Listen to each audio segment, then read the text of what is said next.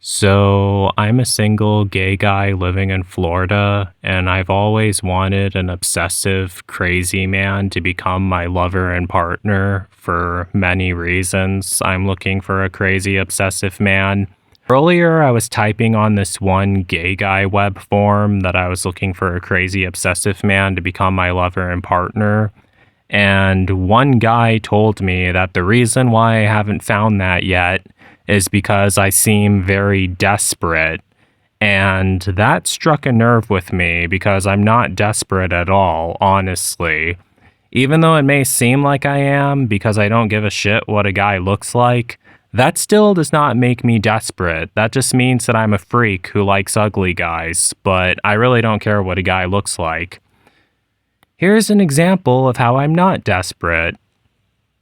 I was messaging this one guy who I was interested in earlier today, and I told him that I missed him. I asked him what was up, and I told him that I missed him and that I wanted to meet up with him and see him. I mean, me and him met before a long time ago, and he lives in Florida like I do.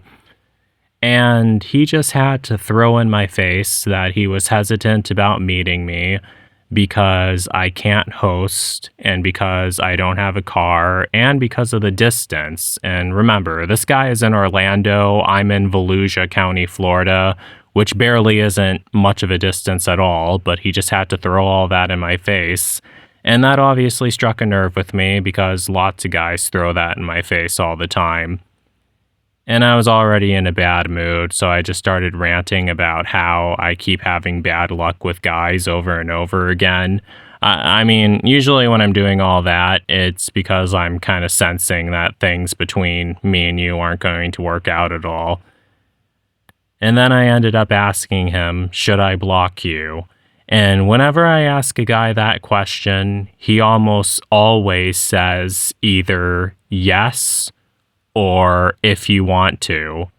And if you say anything besides no when I ask you that question, I automatically block you because, as I said, I'm looking for a crazy, obsessive man.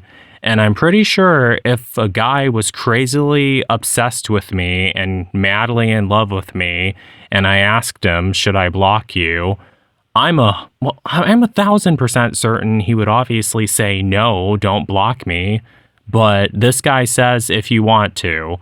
And also, he also added in that he was just looking to suck me off, referred to my parts as a dick. I prefer to have my penis called a penis. I don't like the word dick or cock at all. No time for that street talk.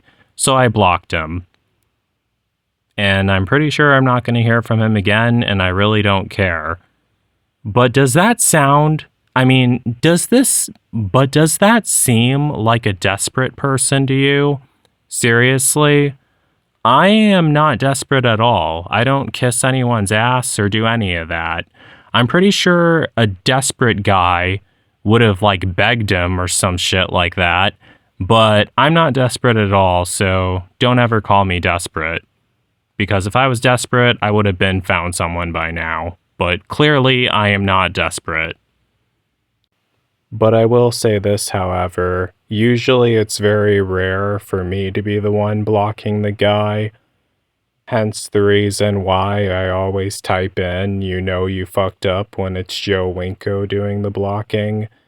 But even if I block a guy, it's literally impossible to lose contact with me. The moment you Google search Joe Winko, you find tons of other ways to contact me.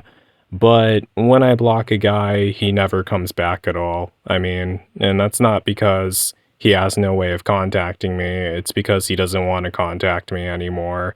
And I'm looking for a crazy obsessive man, so yeah, a crazy obsessive man. Even if I did end up blocking a crazy obsessive man, he would just find another way to contact me, and I'm a very forgiving person, and yeah, the crazy man chooses Joe Winko. Joe Winko does not choose the crazy man. But the crazy man must be a bottom, because I can't take it up the ass and because I don't suck penis. Needed to mention that.